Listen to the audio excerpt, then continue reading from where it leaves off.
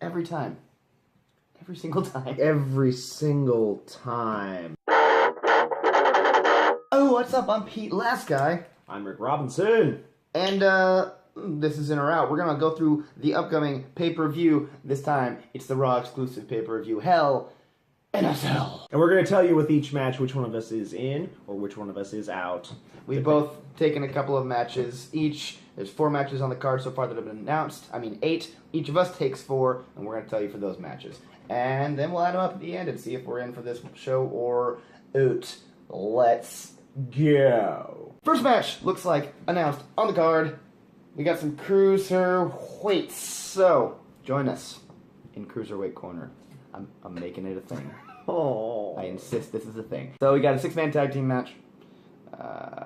Which is weird because usually that SmackDown's bit is to do a gigantic tag team match in the pre-show, but in this case, like I said, it's cruiserweights. We got Cedric Alexander, Lince Dorado, and Sin Cara versus the team of Drew Gulak, Arya Daivari, and Tony Nese. These are all fantastic dudes to watch wrestle. These are all very athletic, very acrobatic dudes. Again, I've said it.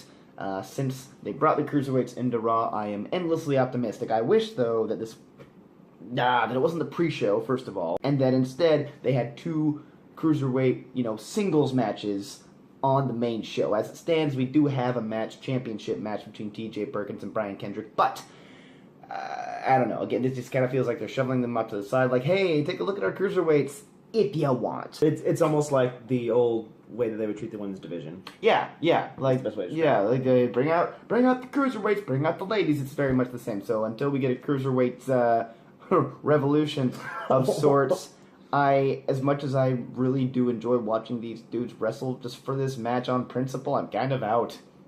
I might not start watching by this point in the pre-show. I'll probably still watch it anyway. Whatever. Come on. What's next? Speaking of relegating divisions, we have a women's match between Bayley and Dana Brooke. Oh gosh, that's right. This one's mine too. Yeah. Oh. So you take this hot piece of garbage. Woo! I'll tell you something. You've seen me from one week to the next. If you've watched the last 2 weeks of Raw Emotion, go on a bit of a roller coaster ride of emotions. At first I was very excited because Dana Brooke was finally breaking out from just being Charlotte's hench person, and I was like, cool, let's build her as an actual character, as a distinct wrestler, a distinct personality. She'll have some opportunity to grow. Oh, cool, she's going to feud with Bayley. That's great. That can get both of them over. It can put both of them out in the spotlight. This'll be great. That's what I said 2 weeks ago. That was a simpler time, wasn't it? I'm not going to get into it because I got into it on Raw Emotion. You can find a link to that probably in the description. Otherwise, just click through to our channel to find it. Cross-promotion, but last week on Raw, you think, oh, look, Dana Brooke and Bayley are going to have a wrestling match. And Dana says, no, we're going to arm wrestle. We're going to arm wrestle. And the crowd reacted exactly the way you would think a crowd would react to that when they came to a wrestling show to see a wrestling match and they got an arm wrestling match. This whole women's revolution, women's evolution, whatever you want to call it, the thing is exactly because of nonsense like this. You can't see it, but we've got the match card pulled up on a computer over there. That's why I keep pointing that way.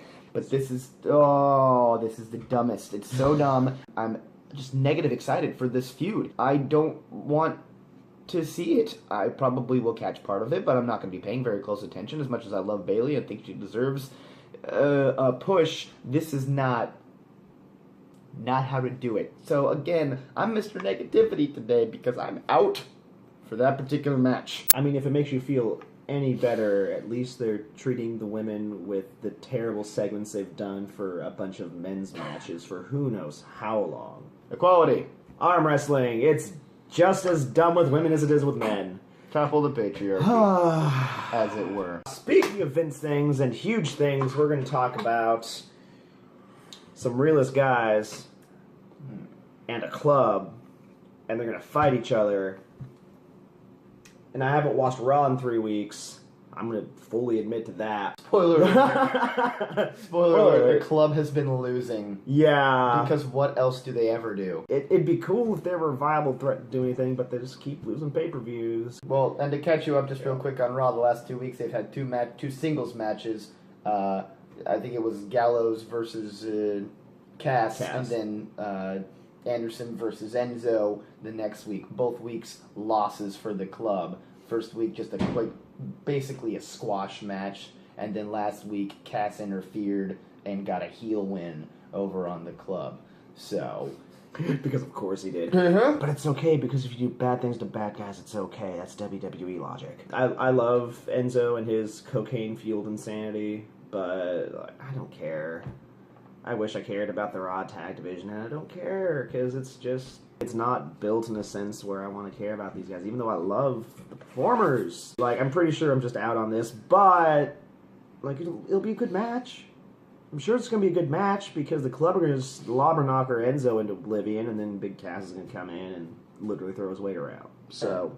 he's going to be throwing Enzo's weight around most likely. Yeah, probably. Frankly. And then everyone else's. It'll be a good match, I just don't care about it. Not a strong start. Raw. Get your game together. That's what happens when you have like 6 Hell in a Cell matches for a Galaxy title. That is also what you say when you know you are a bitter person like Daniel Bryan, but whatever. Speaking of things that people don't really care about, we're going back to Cruiserweight action with TJ Perkins taking on the Brian Kendrick for the Cruiserweight title. Brian Kendrick's super awesome. I love the guy. He's been around forever, and he's got that crazy goatee that makes him look like he has done more heroin than I could ever conceivably imagine, even though I'm pretty sure he never has. It's like a hair metal pirate. It really is. I know that I was always supposed to, fan favorite over Kendrick for a while, but I haven't been able to because he made Eva Marie, a semi-competent wrestler, so that's a first strike, and the second strike is being stuck in this bull malarkey. I don't care about TJ Perkins. I'm sorry. He likes video games. Whoa. And pause. Reset your conversation, because if you don't, game over and joysticks.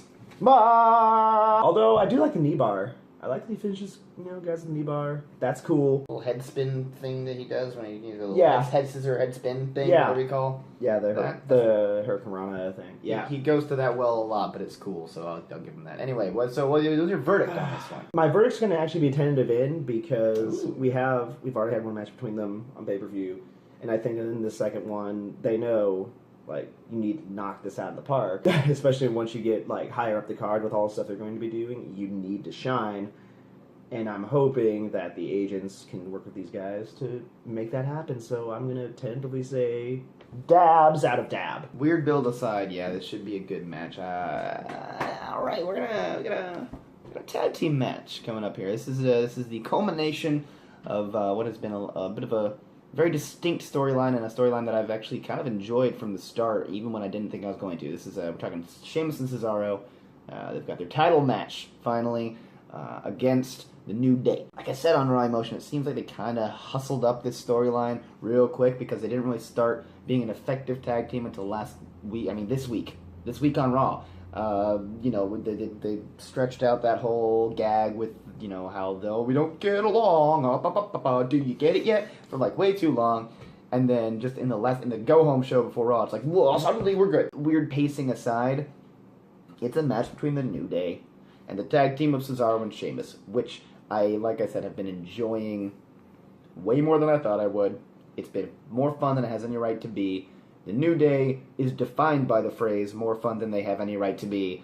So this match, I can only imagine, is going to be fantastic, regardless of the outcome, because if Cesaro and Sheamus win, I mean, it'll smack a little bit like they're trying to, bite off of SmackDown's success with Heath Slater and Rhino, the unlikely tag team taking the championship, and I'll be a little bit upset the New Day didn't make it to Demolition's record, but I don't think that's going to happen because New Day is going to make it to Demolition's record, right? Is anybody fooled? It'd be a pretty interesting swerve if they didn't, but come on. They've almost run their course as champions, but I don't think they quite have yet. Got some gas left in them. So I'm in, by the way. Yeah, there you go. Rumors are going around that they might give the tag team championships to Cesaro and Sheamus if Cesaro re-ups, because maybe his contract's ending soon. Ooh, politics. So that's exactly. It's it's a political mess. It's a game of chess. Raw is not king and queenless because they still have Triple H and Stephanie McMahon. Look, no one really knows how the game is played. Okay, but well, the game knows how the game is played. Okay, that's true. Broadway musicals and pro wrestling have more in common than you think. Hashtag Monday Night Ham. Follow us on Twitter. Roman Reigns versus Rusev. Oh boy. For 1/3 of the triple main event, which doesn't make sense because the main event goes on last. So, well, not if you're SmackDown. It's because SmackDown. Why is everyone doing? Stop it, yeah, WWE. Stop. Of the 3 matches, this one had the best build to a cell match because Roman's been in Rusev's business every day ever since he lost that championship, interfering with the wedding stuff, and there's a good enough amount of history to say, yeah, no, we're gonna have these guys locked in a cell and slobber knocking each other. Rusev with his crazy Wolverine mustacheless beard thing is gonna beat the hell out of Roman Reigns, and Roman Reigns is going to get the hell beating out of him.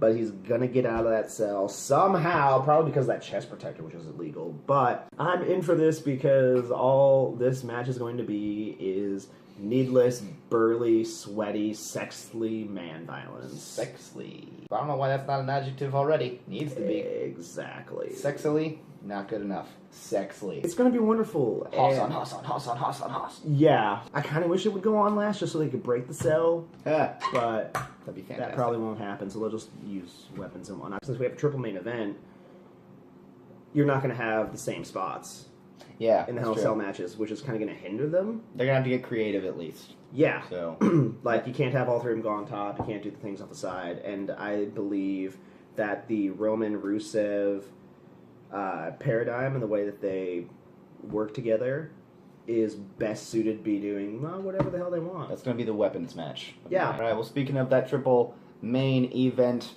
part 2, women's match: Sasha Banks versus Charlotte for the Raw Women's title. First of all, I have a problem with this.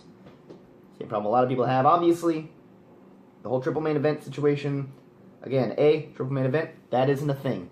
I know this is your company and your promotion, WWE, and you can do what you want, but that's not a thing that exists.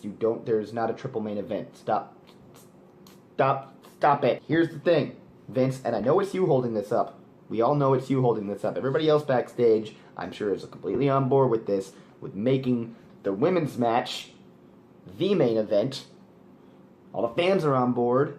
Everybody's on board, except you. And that's a problem, okay? Just bite the bullet. Just take the plunge. The fans are ready for it. The people are ready for it. If you want us to take this women's revolution thing seriously at all, okay? You should have just... it's too late now, but... that's all secondary, though.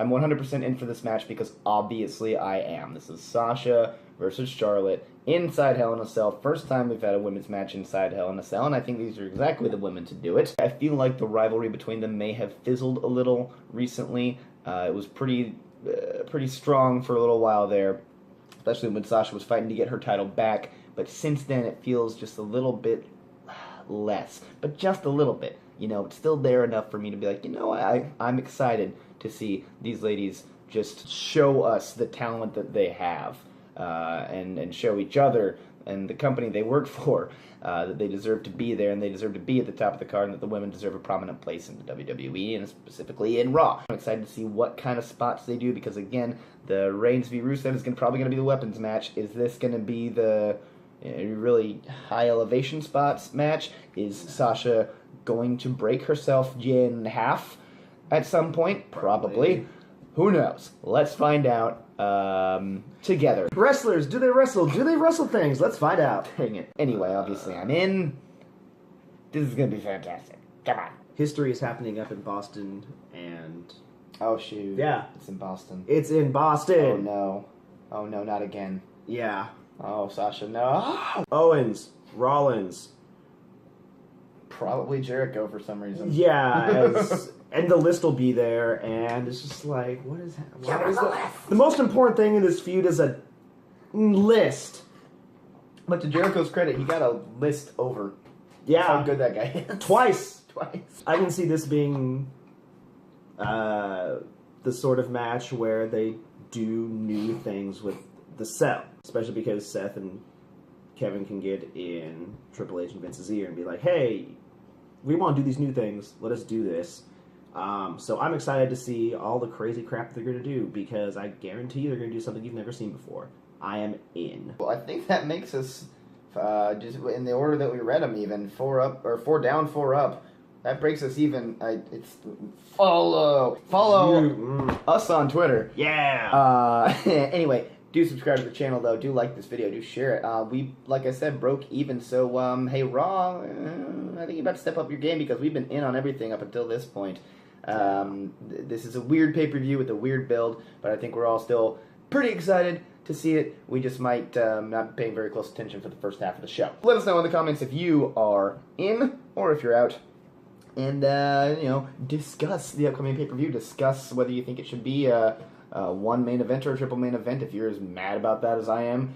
And or if it's all a main event, who knows? Yeah. Twitter handles will be in the description.